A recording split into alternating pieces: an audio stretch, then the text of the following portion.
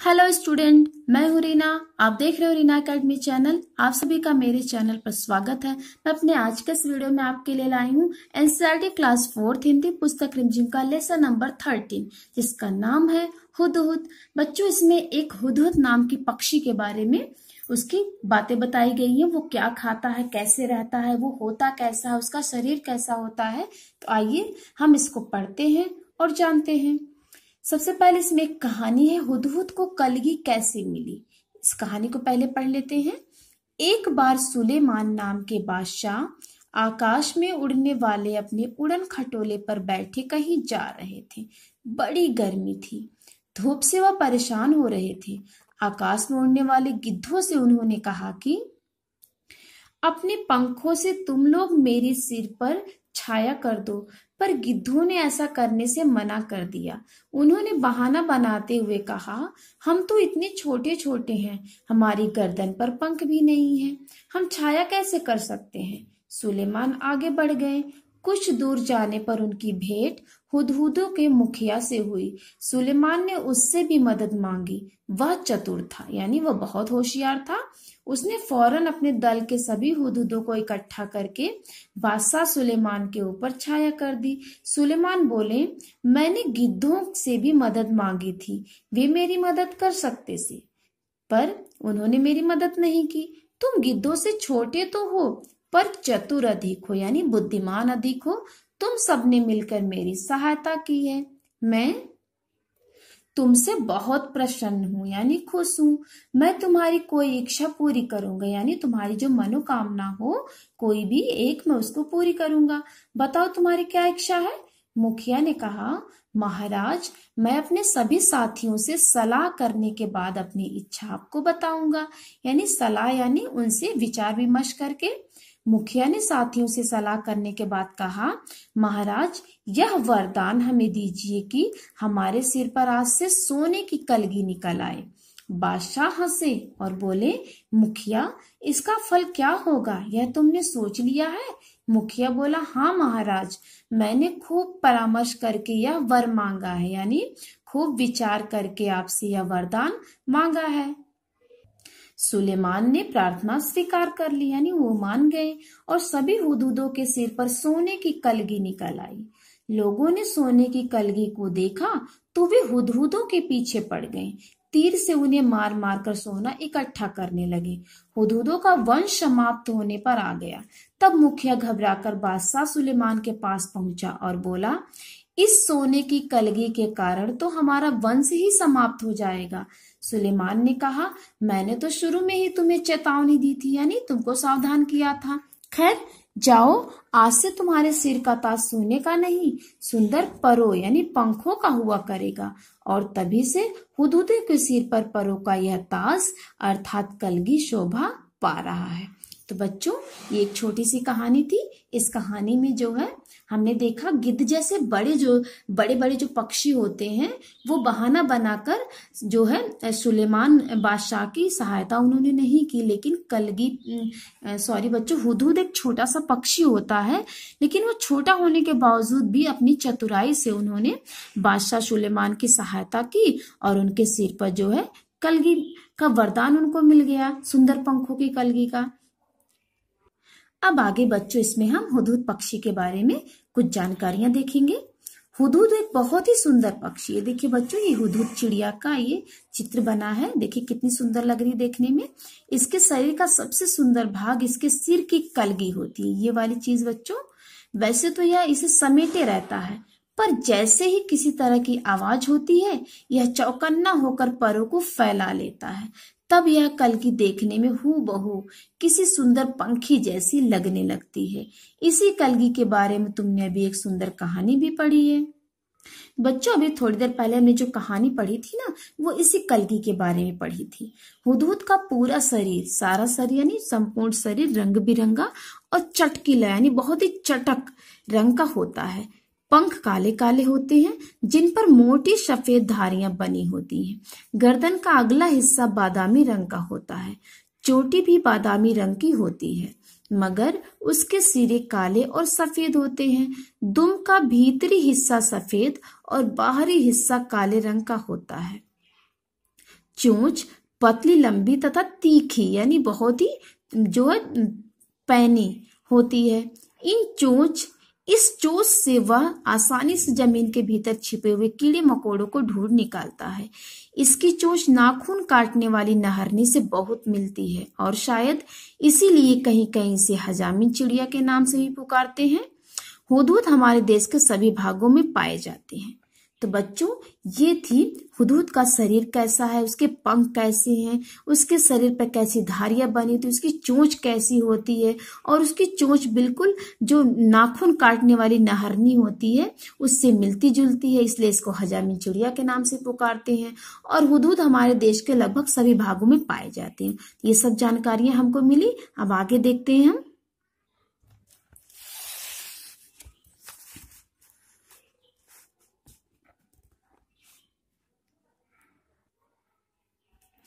संसार के विख्यात पक्षियों में से हुदहुद जो है बहुत ही ज्यादा फेमस पक्षी है। ये अपने घोंसले की सफाई नहीं करती है और जो है जब मादा जो है अंडे दे देती है तो वो उसी अंडे पर बैठी रहती, हटती नहीं है। जो पुरुष होता है, जो नर होता है, नर हुदहुद, वो उसे खाना लाकर वहीं पे खिला देता है।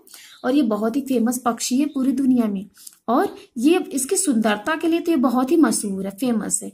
लेकिन इसे हम पाल नहीं सकते अपने घरों में, इसे पालतू नहीं बनाया जा सकता और पक्षियों की तरह। और इसकी बोली भी बहुत ज्यादा कर्कश आवाज रहती है, यानी मीठी नहीं होती इसकी बोली, कोयल की तरह मीठी नहीं होती, बहुत ही कड़वी बोली होती है इसकी।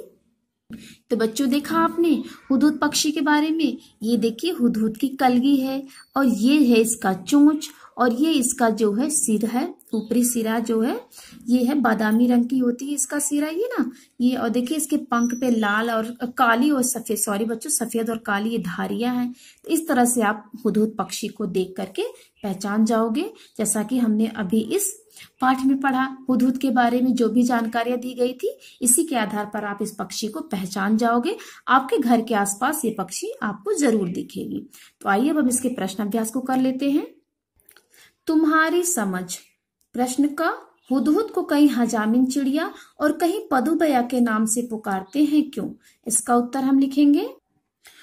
हुदहुद की चोंच नाखून काटने वाली नहरनी से मिलने के कारण इसे हजामिन तथा दूब में कीड़ा ढूंढने के कारण इसे पदुबया कहते हैं।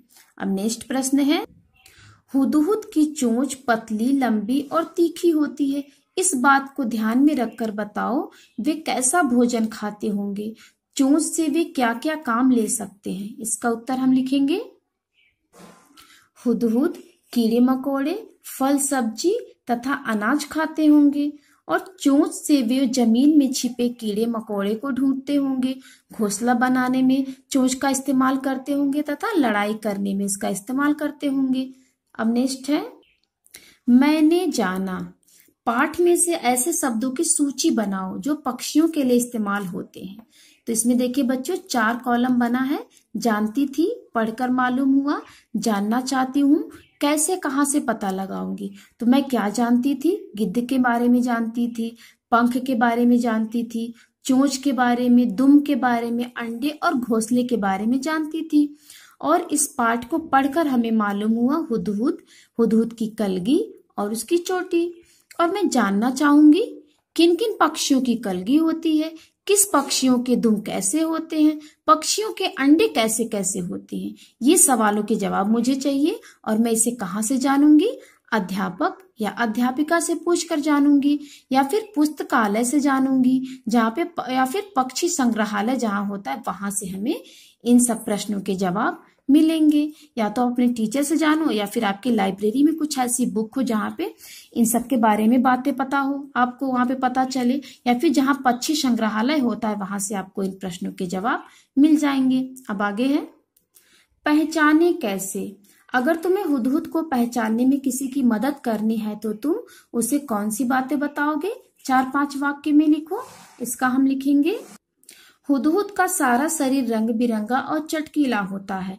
पंख काले होते हैं जिस पर मोटी मोटी सफेद धारियां बनी होती है। गर्दन का अगला हिस्सा बादामी रंग का होता है। चोटी का ऊपरी सिरा काला तथा सफेद होता है। तो इन सब बातों से हम हुदहुद को पहचान जाएंगे। अब आगे है, अब कौवे या कबूतर को पहचानने के लिए 4-5 बिंदु लिखो। यह लिखने के लिए तुम्हें इन पक्षियों को कुछ समय तक बहुत गौर से देखना होगा। तो इसका हम लिखेंगे बच्चों, जैसा कि प्रश्न में कहा था कौवा या फिर कबूतर की पहचान, तो हम यहाँ पे लिखेंगे कौवे की पहचान। कौवा काले रंग का होता है, कौवा कोयल से बड़ा होता है, कौवा काव काव की आवाज करता है, इसकी चोंच काली और लंबी होती है। इससे हम पहचानेंगे कौवे को। अब नेक्स्ट है तरह तरह के नाम। तुम्हारे आसपास कौन कौन से पक्षी पाए जाते हैं, उनके नामों की सूची बनाओ। तुम्हारे और तुम्हारे दोस्तों के घर की भाषा में इन्हें क्या कहते हैं। जिन पक्षियों के नाम तुम्हें पता नहीं है उनके नाम तुम्हें पता करने होंगे। इसका हम लिखेंगे पक्षियों के नाम। हमारे घर के आसपास कबूतर, कौवा, गौरैया, तोता, बुलबुल, बगुला, कोयल, मोर, ये सब पक्षी देखने को मिलते हैं और इन सब के नाम हमको पता है। अब नेक्स्ट है बातचीत। तुमने हुदहुद से जुड़ी एक कहानी पढ़ी है, उस कहानी को बातचीत के रूप में लिखो। नीचे हमने इस बातचीत को तुम्हारे लिए शुरू कर दिया है। शाह सुलेमान ने कहा, अरे भाई गिद्ध, जरा मेरी बात तो सुनो। गिद्ध उड़ते उड़ते बोले, कहिए मगर जरा जल्दी से। शाह सुलेमान ने कहा, मुझे धूप लग रही है, मेरी मदद करो। गिद्ध ने कहा, हम तो बहुत छोटे हैं, आपकी मदद नहीं कर सकते। तो बच्चों, इस तरह से आप अपने दोस्तों के साथ मिलकर के इसको नाटक के रूप में अपनी कक्षा में भी प्रस्तुत कर सकते हो। तो आप इसे स्वयं करें छात्र। अब आगे है रंगारंग। हुदहुद का सारा शरीर रंग बिरंगा और चटकीला होता है। हुदहुद का रंग चटकीला बताया गया है। रंग कैसे हैं यह बताने के लिए कुछ शब्दों का इस्तेमाल किया गया, जैसे फीके रंग, चटकीले रंग आदि। बताओ कि ऐसे रंग किन किन चीजों के होते हैं। यहाँ पे 2 कॉलम बनाया गया है, रंग का नाम और इस रंग की चीजों के नाम। तो रंग का नाम है, देखिए बच्चों, गहरा काला। गहरा काला क्या होता है, बादल, छतरी और कपड़े होते हैं। फीका हरा, बोतल होती है, चूड़ी होती है और कपड़े होते हैं। भड़कीला लाल, चुंदरी होती है और साड़ी होती है। सुनहरा पीला, जेवर होते हैं और कपड़े होते हैं। अब नेक्स्ट है यूनी ने आसमानी रंग की कमीज पहनी है। आसमानी रंग का नाम कैसे बना होगा, सोचो। तो बच्चों, यहाँ पे हमने सोचा कि आसमान के कारण आसमानी रंग का नाम आसमानी पड़ा होगा। ऐसे ही कुछ और रंगों के नाम लिखो जो किसी चीज के नाम पर पड़े हैं। गुलाबी, गुलाब के नाम पर। प्याजी, प्याज के नाम पर। बैंगनी, बैगन के नाम पर। जामुनी, जामुन के नाम पर। ठीक है बच्चों। अब यहाँ पे संकेत हमको दिया गया था फल, सब्जी, पत्तों के नाम पर। जैसे कुछ यहाँ पे नाम है, तो यहाँ पे देखिए सब्जी है बैगन और फल है जामुन और पत्ते हैं जैसे कि प्याज का पत्ता होता है या फिर गुलाब का पत्ता होता है। ठीक है बच्चों, तो इसके संकेत से हमने इसको बनाया। अब आगे है शब्द एक अर्थ अनेक। शाह की भेंट हुदहुदों के मुखिया से हुई। मुझे मेरी बहन ने एक बहुत सुंदर भेंट दी। ऊपर वाले वाक्य में भेंट का मतलब मुलाकात से है और नीचे वाले वाक्य में भेंट का अर्थ उपहार से है। तुम भी कोई ऐसे 4 शब्द सोचो जिनके 2 मतलब निकलते हैं, उनका वाक्यों में प्रयोग करो। यहाँ पे देखिए बच्चों पत्र, तो यहाँ पे इसका वाक्य बनाया, मैंने अपने मित्र रोहित को पत्र लिखा। यहाँ पे पत्र का अर्थ लेटर से है। पूजा पाठ में आम्र पत्र का प्रयोग होता है। यहाँ पे दूसरा पत्र है पत्ता। अब देखिए नेक्स्ट है ख जल। यहाँ पे एक जल का अर्थ है पानी, दूसरे जल का अर्थ है जलना। तो नदी का जल स्वच्छ है, कढ़ाई में सब्जी जल गई। फल, यहाँ पे एक फल का अर्थ है जो खाने वाला फल होता है फ्रूट, और दूसरे फल का अर्थ है परिणाम। तो फल सभी को रोजाना खानी चाहिए, सभी को उनके कर्मों का फल मिलता है। पर, यहाँ पे एक पर का अर्थ होता है पंख, दूसरे पर का अर्थ है लेकिन। परियों के पास पर अर्थात पंख होते हैं, पर तुम्हें जल्दी स्कूल जाना चाहिए। ठीक है बच्चों। अब देखिए नेक्स्ट है नाम। हुदहुद एक बहुत ही सुंदर पक्षी है। हुदहुद और पक्षी दोनों को ही हम संज्ञा कहते हैं। अब नीचे दी गई तालिका को आगे बढ़ाओ। हुदहुद पक्षी, भारत देश, अनार फल, यमुना नदी, हिमालय पहाड़, जनवरी महीने का नाम यानी महीना है। तो बच्चों, ये हमारा कंप्लीट हुआ लेसन नंबर 13 हुदहुद पाठ, उसकी व्याख्या और उसके प्रश्न अभ्यास। ओके, थैंक यू बच्चों।